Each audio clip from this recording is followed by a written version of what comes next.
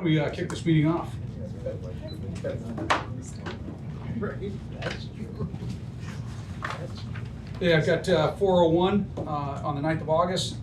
Let's call this special session into order. With that, can I ask everyone to please stand for the Pledge of Allegiance? I pledge allegiance to the flag of the United States of America and to the republic for which it stands, one nation, under God, indivisible, with liberty and justice for all.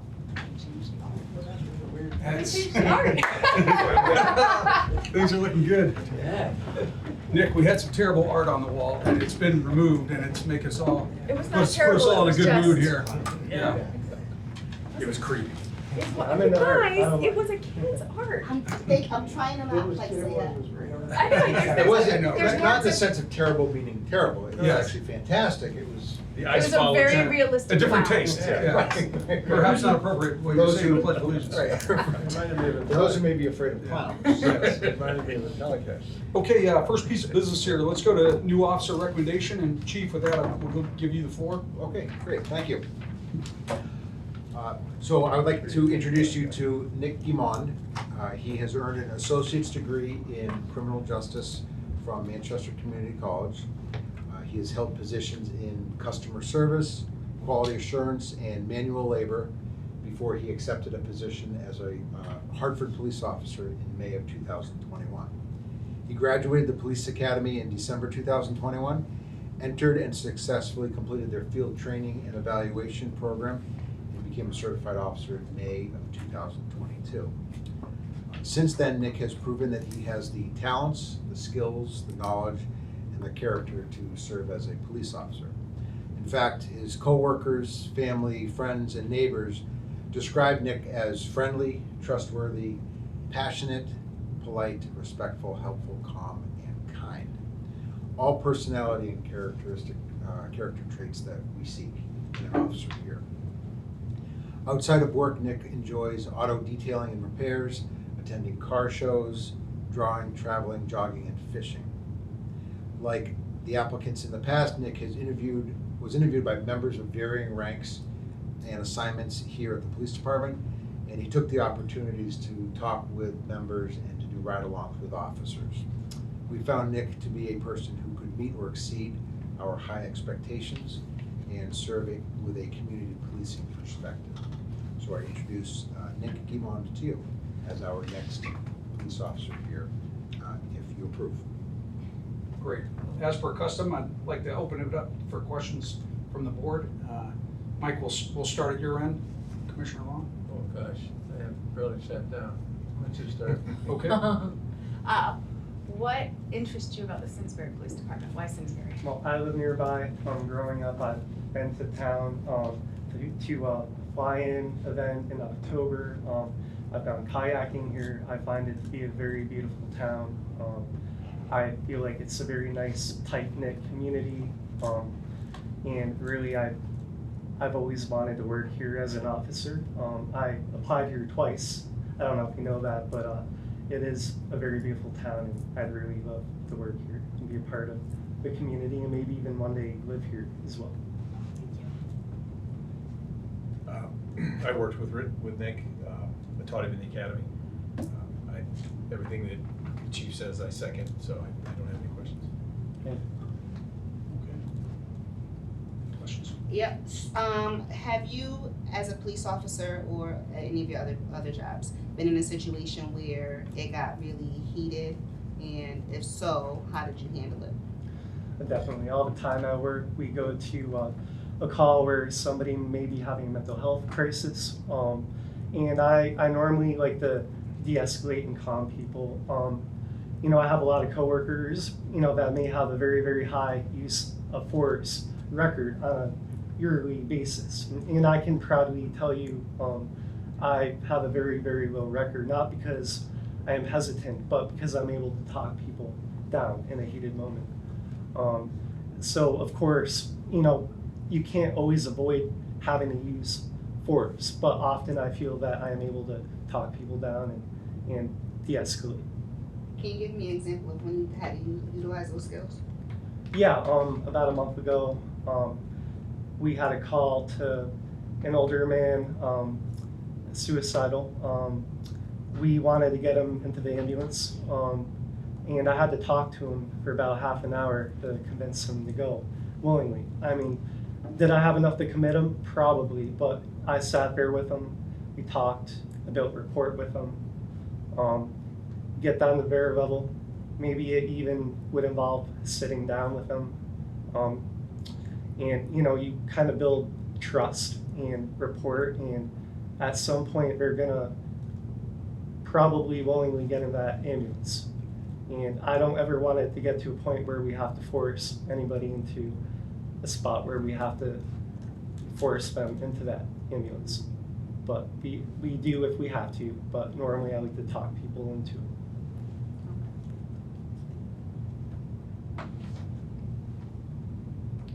Nick, do you have any concerns about this department or this town? None at all.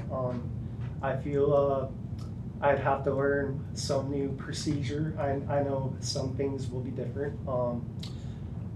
I would have to do EMR. I've been studying my book at home, in fact, to prepare for that, and navigating the town and learning the layout of every road and getting to a point where you don't have to look at a map, but I feel pretty good about, coming here, and I think it's a very beautiful department, community altogether, and I really look forward to working here. Nick, can you talk to me about the transition timeline here? When would you be available to work in Simsbury? Hartford has been very accommodating and supportive. Within a 2-week period, I'd be able to come here, and I'd be ready to do EMR and get that certification under my belt and get FTO rolling. Okay. I'm going to ask a similar question about just give me a challenging call that you experienced aside from a suicidal call. That, Yeah. Give me a challenging call and your role in it. Yeah. Back in October, I had a domestic call, about 10 people involved, and I had a lot of backup with me. I had to coordinate every officer. I had to give them somebody to interview, a role. I had one person run everybody's ID, one person interview the alleged victims, one person interview the alleged aggressors. With 10 people involved, it can get a little bit messy. You have to determine the dominant aggressor. There may be one, or if there are dual, or maybe even multiple people that were aggressors. And we were able to collectively line up every statement we got and determine who was the dominant aggressor in that call.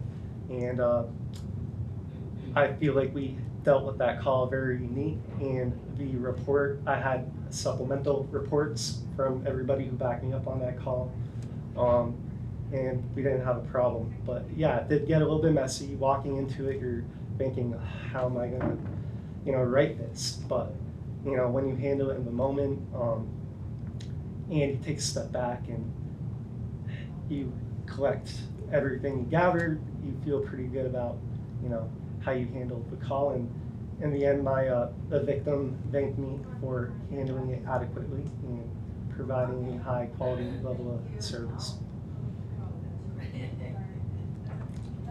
Nick, your patrol division in Hartford, and now here you come to Simsbury. What kind of professional goals are you thinking about in your mind? Timeline that you would like to be here, and any positions that you're seeking, that sort of thing? Well, I'd like to have a full 25, 30-year career here if I get hired. Leaving Hartford is not something that came to me easy. I had to do a lot of self-reflecting on that. But if I were to get hired here, I'd like to spend my whole career here. At some point, I'd like to be an FTO. The FTOs I had were very formative for me, and I learned something unique from every FTO I ever had. So I definitely like to be an FTO at some point, and maybe later down the road, I'd like to be a sergeant or even higher capacity. Terrific. Anyone else? Yeah, I have another question. So is there anything on your record that we don't know about that we should know about? Nope. Nothing It's at too all. late, you took too long. You took too long for you to ask it. Took too long, so you can ask my follow-up question. Nope, squeaky clean as they come, I think. Okay. All right. I asked your question, I was gonna ask mine. Go ahead. Okay. So if you could be any animal, right, what animal would it be, and why?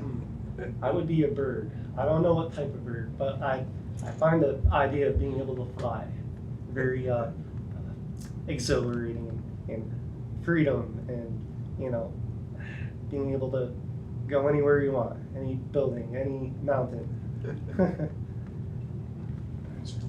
And what is your favorite color?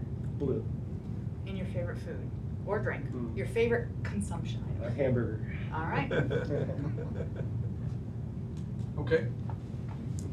All right, Nick, what I'd ask is if you could step into the hallway for a minute. We have a professional discussion, then we'll bring you on back in. Thank you. Thank you. Yeah.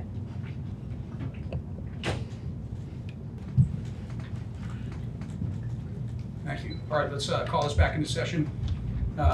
Nick, after deliberation here, given your stellar background, given your reputation for excellent police work, we think you're a great fit for Simsbury, and we'd like to welcome you to the force. Thank you. So thank you very much. It's an honor. Uh, Thank you.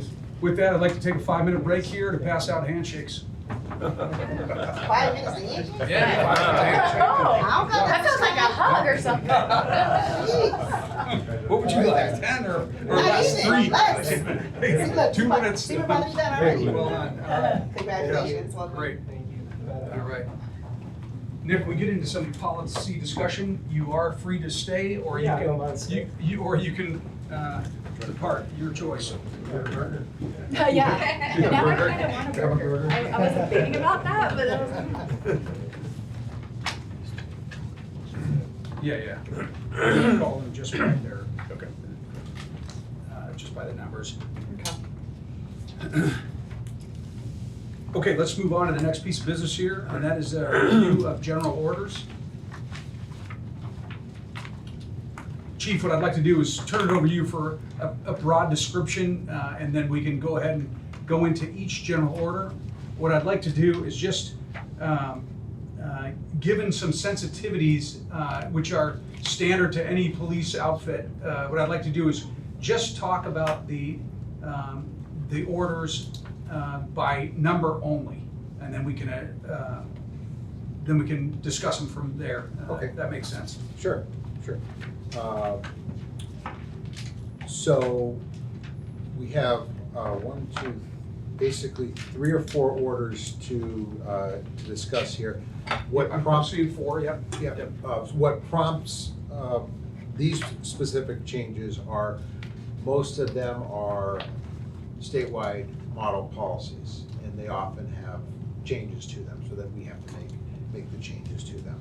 So one of them, GO 4-6, is the only one that's not a statewide policy, and we've made some changes to that one as far as what equipment that we have. Otherwise, there are no substantive changes. And actually, for public record, let's go ahead and use the titles, but then we'll refrain from asking Sure. sensitive questions Yeah. if it pertains to that Yep, particular. it's general order 4-6, which is our firearm, specifically the sidearm. Okay, So it's an order specific to the sidearm.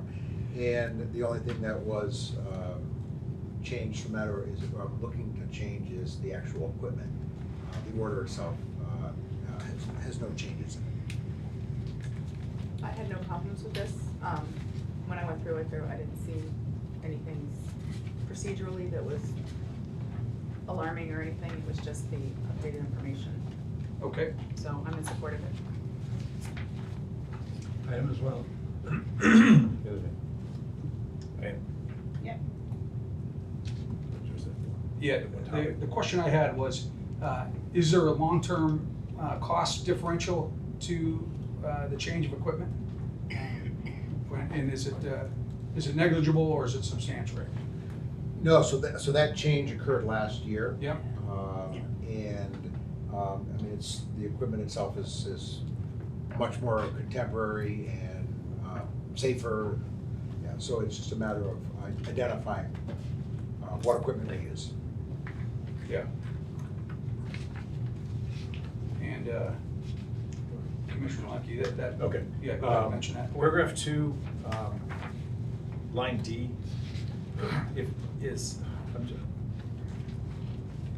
would it be possible to, at the end of that sentence, just say, or comparable? So you're not pigeonholed into that one. Well, we don't want to be too specific, and therefore, if there's a problem obtaining equipment, we haven't pigeonholed ourselves. Well, I think what we can do at that point is a temporary directive, just changing that. Because I think the purpose of being so specific is so there isn't variation on an individual decision. You know, so Okay. I think that is. So for the rest of the group here, we're talking about the type of Yeah, I see, ammunition, yeah. and we just wanted to make sure that you have complete access when emergencies occur, and we have plenty on hand. Yeah, and it can really be as simple as a directive. If for some reason we don't have that, then we can authorize the Yeah. use of it otherwise as a temporary directive. I think that it's more important at this point to identify what is going to be used, and that we will not deviate from that unless there is some sort of an emergency or shortage of equipment or something. Yeah. That way, everybody's using the same. Okay.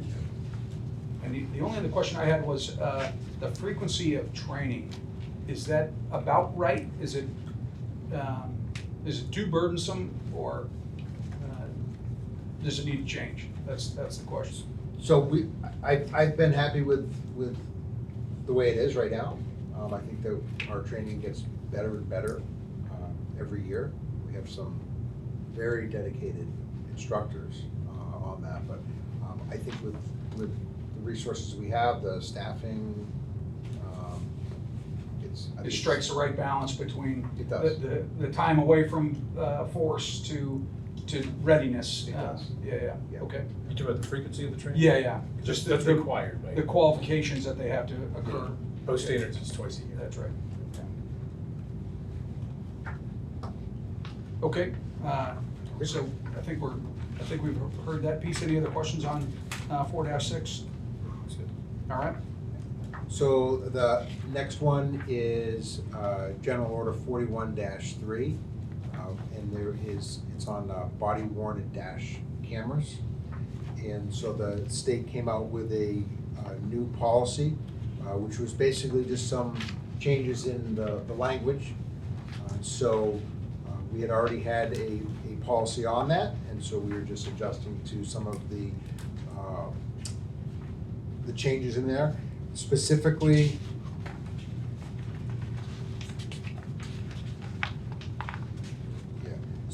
they added the, in red ink on pages 9 and 10 were the only changes to the policy, so we just adjusted it to fit that. And I don't believe that it really impacts the policy significantly. Just to be clear, you didn't reject any of their suggestions, you Correct. accepted them, okay. And we also have an operating procedure on body worn about what the officers do with, how to use the cameras and things like that. Yeah. Which is separate from the general order. But generically, you've been pleased with the protocols for body cameras, and Yes. and policy matches execution on this. Yeah, very much so. Yeah, I think it's been a great addition. Okay, I've got Any questions or no concerns? comments on this No. one. Okay. So the next one is, it's currently an operating procedure 41-1F, and there were some minor changes to that as well. The state has a model policy on pursuits, and that's what the operating procedure is. So since they have a model policy on it, we have adopted it. I think it fits better into our general order than it does for an operating procedure. And then the state had added some exceptions in there, which in their model policy you could see on page 8, and it provided some exceptions to forcible stopping with tire deflation devices, which we already had in our policy anyway. So it was basically just adopting the statewide policy on motor vehicle pursuits, and then we added some specific things that we require mostly for CLIA accreditation. And I'll give you an instance. The CLIA standard requires there to be responsibilities or procedures identified for our communications personnel, for dispatchers. The statewide model policy does not address that to the degree that accreditation does. So what we have done is we've added some language in there that just it includes all the statewide policy, but then requires more. We have identified what the responsibility of the dispatchers are. So that's the only changes to that one there.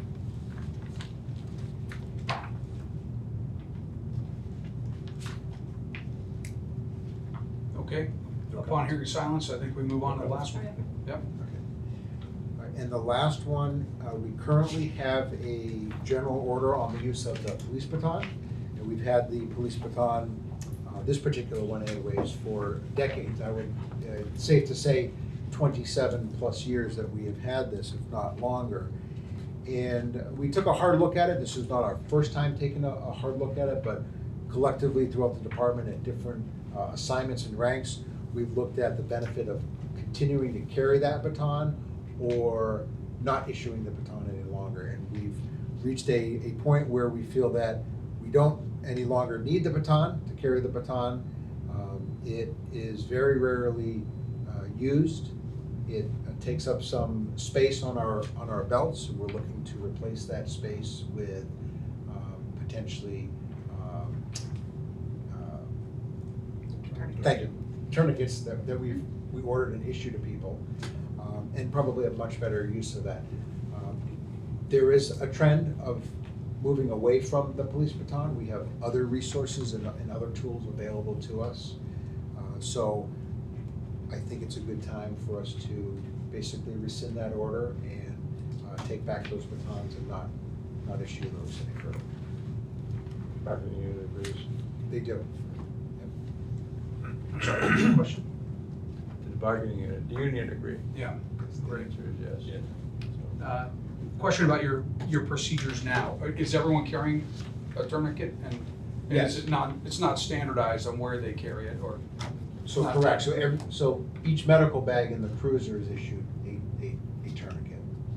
Each member is issued a tourniquet as well. Some carry it in their pocket, some carry it on their belt, and then there's a tourniquet also issued to our active threat kits. So there are multiple tourniquets out there, but it is not standardized where on the person they can carry those. So we'll be looking at, is it feasible for everybody to carry that there? And I think it is. I think it's a great thing to have on them.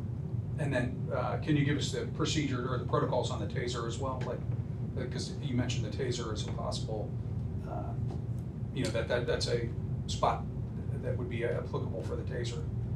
No, so the taser is already carried on the belt. Yep. I think the memo was just referring to, we have other options to choose if we had to use a certain level of force.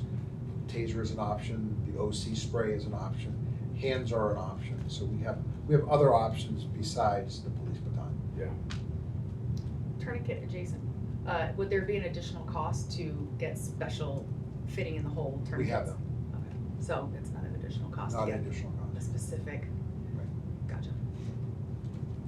In the training, in your Simsbury training manual here, is the baton used for a specific purpose that if we were to remove the baton, then we no longer, we have to have some other tool Yep. that fills that, and what is that tool? And I know you've mentioned several, I just want to make sure that for the public record, we've got this captured here. Yeah, so we do. So we have a variety of choices. So the baton is a less lethal impact weapon.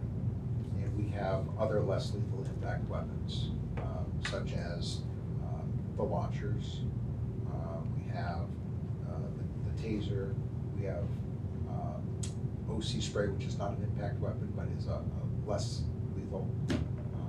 So Means we of have, deterrent, yep. Yeah, so we have many other options, and a historical look at the use of the baton really shows that there are probably better options that we have than we currently have. Yeah. In case of a riot or crowd control, you have a specific general order for that. We have different straight batons for that. Okay, And that's we're actually. for the riot. Yeah, control. and we're just waiting on OPM to finalize their statewide model policy on crowd management. But we do have those, and those are different Right. than these police batons. It's expandable batons. If there are officers on force that prefer to carry a baton, would they be prohibited? Like, are we gonna remove these from service altogether? Yes, yeah, they would Yeah. be prohibited. Yeah, okay. There's significant training involved in it. There's a cost upkeep. There's a cost upkeep, there's a liability. So we're just looking to eliminate that completely. And some departments have done that. I have no other questions. I'm in support of removing the batons. Me too. Okay. Any other policy changes here to address? That's it, thank you. Okay, let me put these to a vote, and let me get a recommendation here from the board. Do you think I need to vote on these one at a time or in one fell swoop? We could do them in one fell swoop if we list all of them, I believe. Okay, I move to approve the changes for GO 4-6. Sorry. GO 41-3, and the new general order 41-5, and the recension of GO 4-4. Second. we have a second. All right, any additional discussion regarding these changes? Okay, all in favor of making the changes as proposed, say aye. Aye. That's unanimous. Change is approved. Great, thank you very much. I move to adjourn. I second. Is there discussion? I'm in favor. All right, with that, let's adjourn the meeting. Thank you, everyone.